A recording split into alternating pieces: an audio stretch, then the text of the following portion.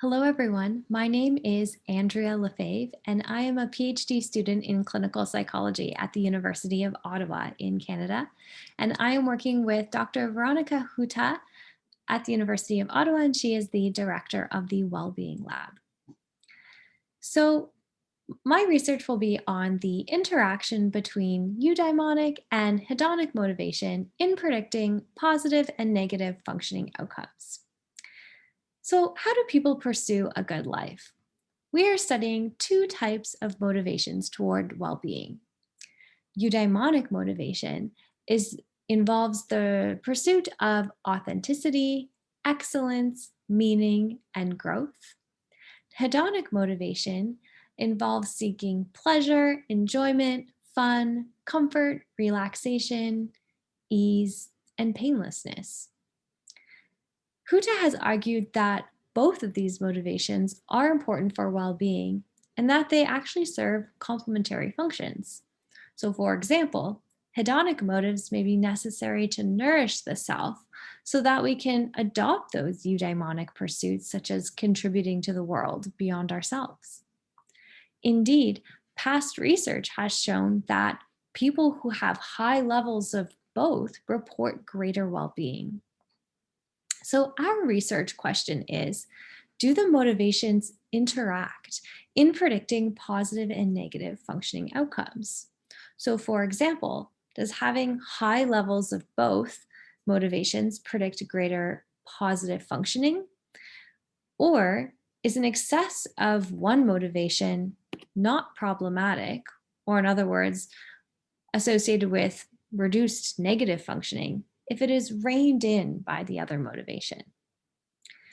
So we have used a cross-sectional design and gathered data from 494 undergraduate students at the University of Ottawa so far, with an online questionnaire assessing a few different things. So first of all, we looked at eudaimonic and hedonic motivations at the trait level. And we looked at this in two different ways.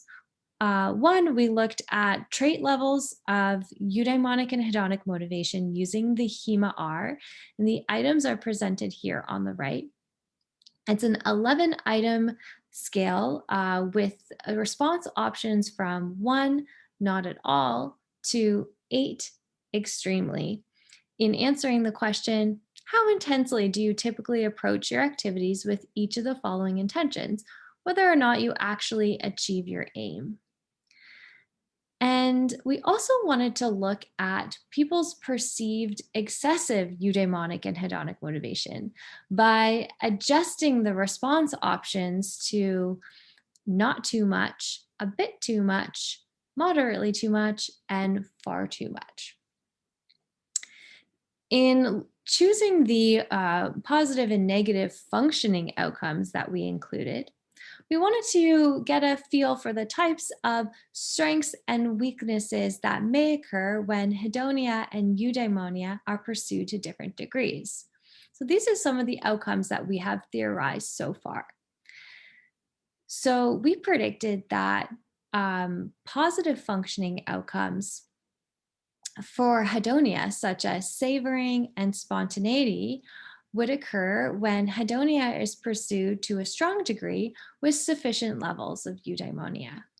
And we predicted negative functioning outcomes such as overindulgence and slothful behavior when hedonia is pursued to a strong degree with a lack of eudaimonia. And we also looked at positive and negative functioning for eudaimonic motivation. So we predicted positive functioning such as gratitude and selflessness when eudaimonic motivation is pursued to a strong degree with sufficient levels of hedonia.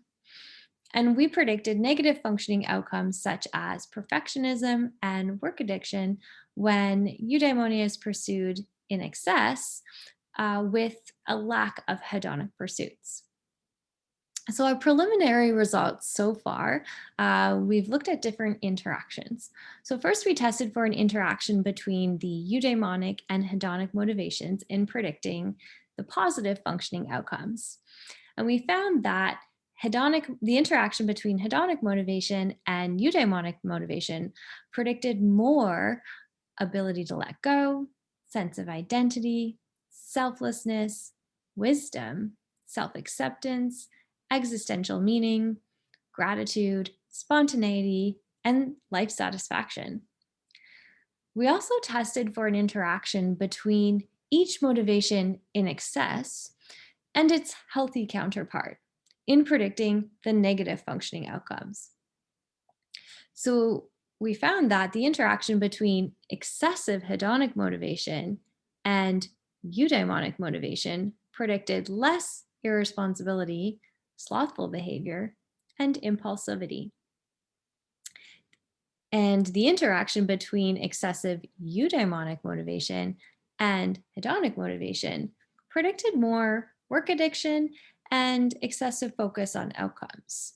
And we're still working out what all of these results mean and continuing to analyze our data. We have some references here and our contact information if you have any questions or would just like to get in touch. Thank you so much for listening to my presentation today.